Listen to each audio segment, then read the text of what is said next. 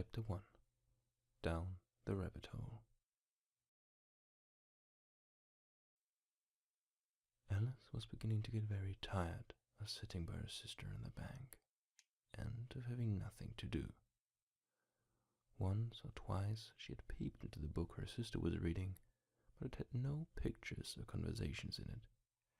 And what is the use of a book, thought Alice, without pictures or conversations?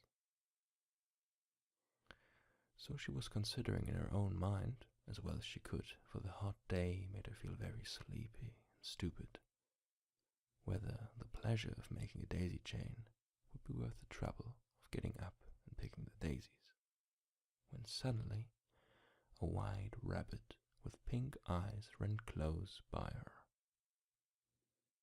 There was nothing so very remarkable in that, nor did Alice think it so very much out of the way to hear the rabbit say to itself, oh dear, I shall be late." When she thought it over afterwards, it occurred to her that she ought to have wondered at this, but at the time it seemed quite natural. But when the rabbit actually took a watch out of its waistcoat pocket and looked at it, and then hurried on, Alice started to her feet, for it flashed across her mind that she had never before seen a rabbit with either waistcoat pocket or a watch to take out of it. And burning with curiosity, she ran across the field after it, and fortunately was just in time to see it pop down a large rabbit hole under the hedge. In another moment, down went Alice after it, never once considering how in the world she was to get out again. The rabbit hole went straight on like a tunnel for some way, and then dipped suddenly down. So suddenly that Alice had not a moment to think about stopping herself before she found herself falling down a very deep well.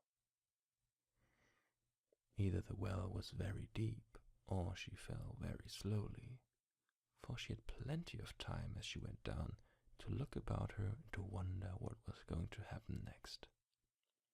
First she tried to look down and make out where she was coming to, but it was too dark to see anything. Then she looked at the sides of the well and noticed that they were filled with cupboards and bookshelves. Here and there she saw maps and pictures hung upon pegs. She took down a jar from one of the shelves as she passed. It was labeled orange marmalade, but to her great disappointment it was empty. She did not like to drop the jar for fear of killing somebody, so managed to put it into one of the cupboards as she fell past it.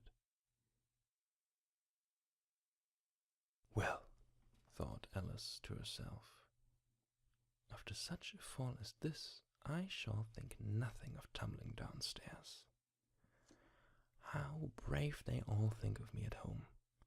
Why, I wouldn't say anything about it, even if I fell off the top of the house, which was very likely true.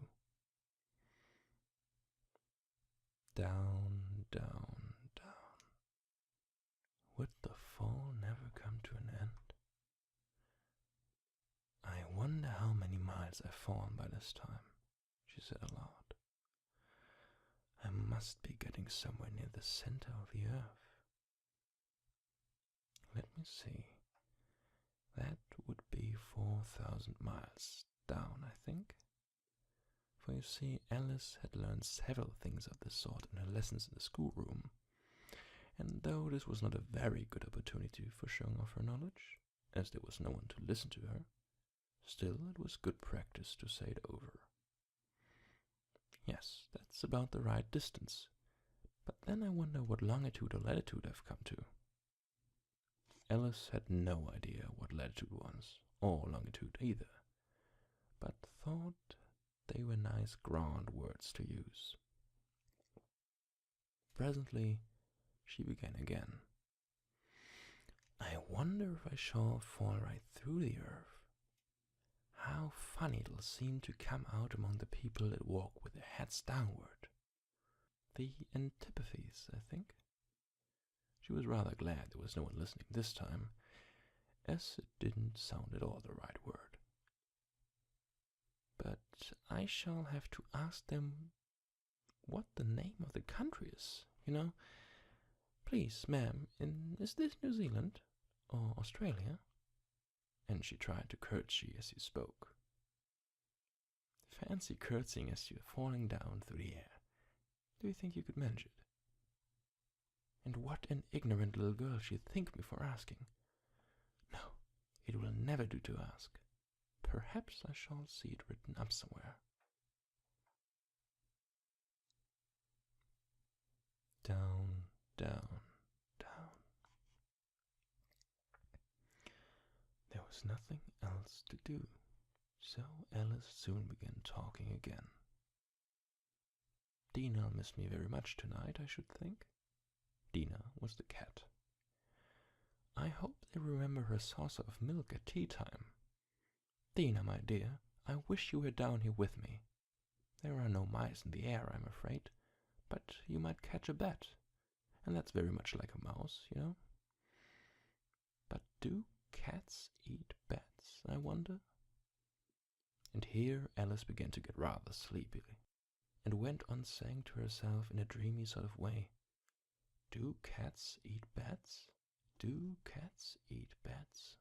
And sometimes, do bats eat cats?" For you see, as she couldn't answer either question, it didn't much matter which way she put it.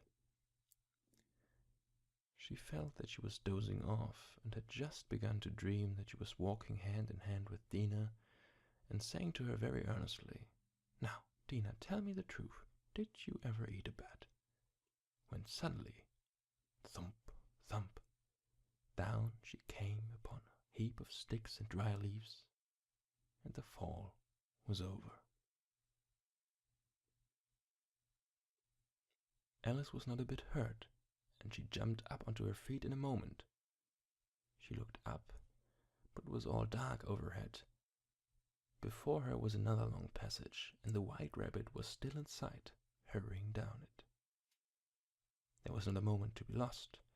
Away went Alice like the wind, and was just in time to hear it say as it turned a corner, "Oh, my ears and whiskers, how late it's getting!" She was close behind it when she turned the corner, but the rabbit was no longer to be seen.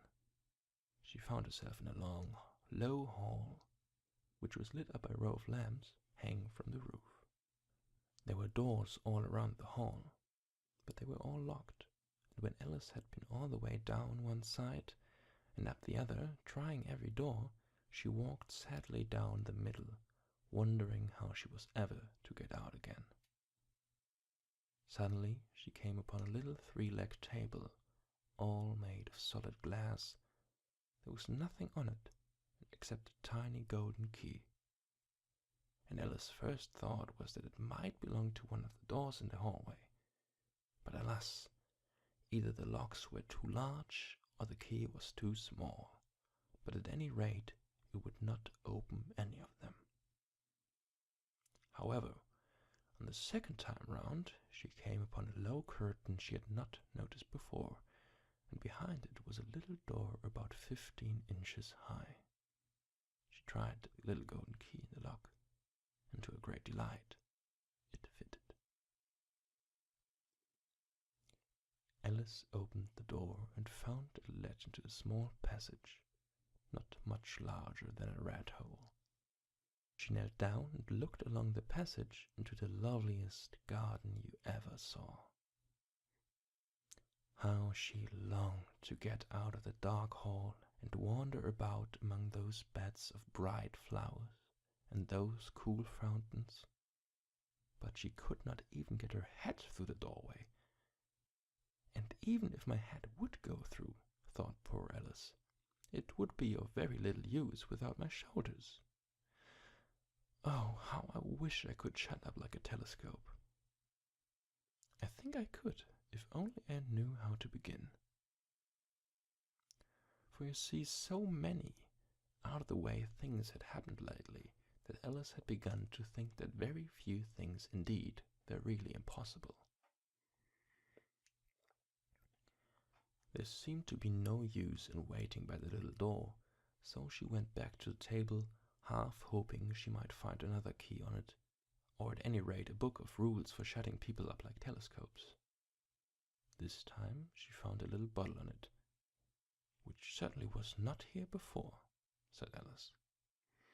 And around the neck of the bottle was a paper label with the words, "Drink me," beautifully printed on it in large letters. It was all very well to say, "Drink me," but the wise little Alice was not going to do that in a hurry.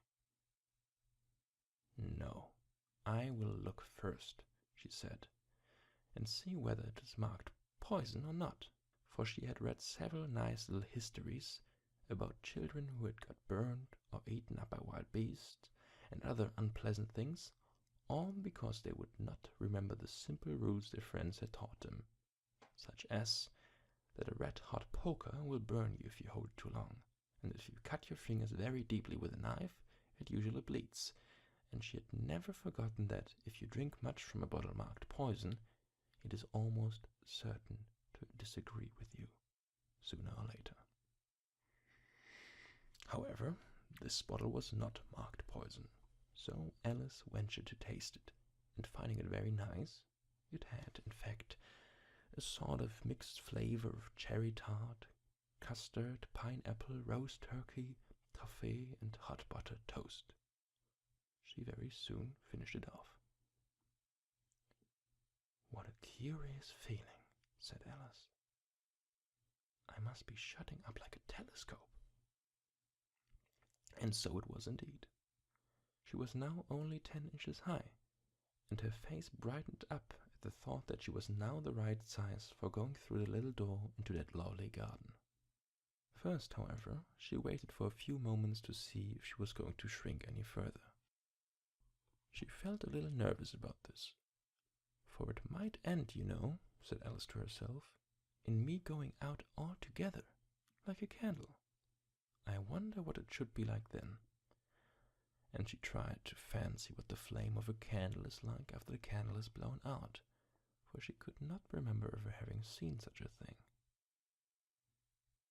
After a while, finding that nothing more happened, she decided on going into the garden at once. But alas, for poor Alice, when she got to the door, she found she had forgotten the little golden key, and when she went back to the table for it, she found she could not possibly reach it. She could see it quite plainly through the glass, and she tried her best to climb up one of the legs of the table, but it was too slippery, and when she had tired herself out with trying, the poor little thing sat down and cried. "Come, there's no use in crying like that," said Alice to herself rather sharply. "I advise you to leave off this minute." She generally gave herself very good advice, though she very seldom followed it. And sometimes she scolded herself so severely as to bring tears into her eyes, and once she remembered trying to box her own ears for having cheated herself in a game of croquet she was playing against herself, for this curious child was very fond of pretending to be two people. But it's no use now, thought poor Alice, to pretend to be two people. Why, there's hardly enough of me left to make one respectable person. Soon her eye fell on a little glass box that was lying under the table. She opened it and found in it a very small cake, on which the words, "Eat me," were beautifully marked in currants. "Well, I'll eat it," said Alice, "and if it makes me grow larger, I can reach the key, and if it makes me grow smaller, I can creep under the door, so either way I'll get into the garden, and I don't care which happens." She ate a little bit and said anxiously to herself, "Which way? Which way?" holding her hand on the top of her head to feel which way she was growing, and she was quite surprised to find that she remained the same size. To be sure, this generally happens when one eats cake, but Alice had got so much into the way of expecting nothing but out of the way things to happen, that it seemed quite dull and stupid for life to go on in the common way. So she set to work, and very soon finished off the cake.